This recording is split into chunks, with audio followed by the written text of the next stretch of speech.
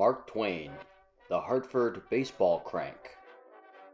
Samuel L. Clemens, also known by his pen name, Mark Twain, once boasted about Hartford.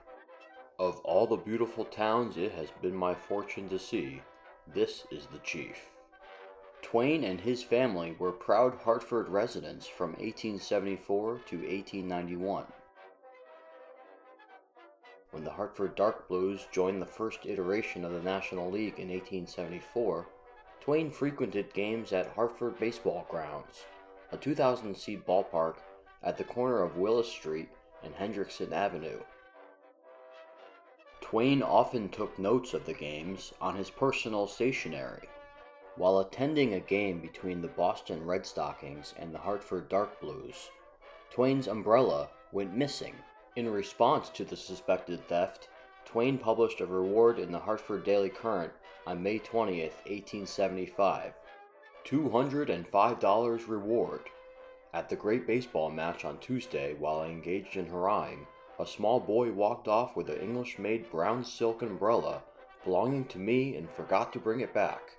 I will pay $5 for the return of the umbrella in good condition to my house on Farmington Avenue. I do not want the boy in an active state, but will pay $200 for his remains. Samuel L. Clemens. The humorous advertisement led to a morbid prank. A local medical student left one of his case studies, the corpse of a boy, on Twain's porch, along with a note claiming the reward. A nervous Twain thought he might be suspected of murder, until the janitor of the medical college came to claim the body and clear the author. Despite the scare, Twain's support of baseball in Hartford continued for more than a decade. In fact, Twain became a shareholder of the Hartford Baseball Club in 1887. After a lackluster 1886 season in the Eastern League, in which the Hartford team traded Connie Mack to the Washington Nationals, a new joint stock company assumed ownership of the Hartford Club. Among investors of the Hartford Amusement Association were Mark Twain and Mayor of Hartford Morgan G. Buckley, also first president of the National League. The stakeholders hired Charles F. Daniels, a professional umpire from Colchester, Connecticut, as manager. Hartford finished third place in the Eastern League. Twain's ownership stake only lasted a year. Later, on April 8, 1889, Mark Twain dined with baseball's who's who at Delmonico's restaurant in New York City. The grand event was a night to remember, drawing heavy publicity. The testimonial banquet was held in honor of Albert Spalding and baseball players of the tour around the world.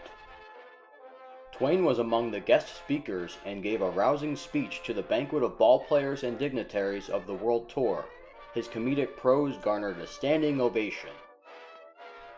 Baseball is the very symbol, the outward and visible expression of the drive and push and rush and struggle of the raging, tearing, booming 19th century. Mark Twain, 1889.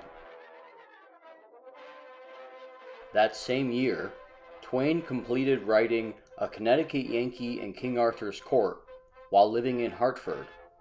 The novel is about a man from East Hartford who time travels to 6th century medieval England.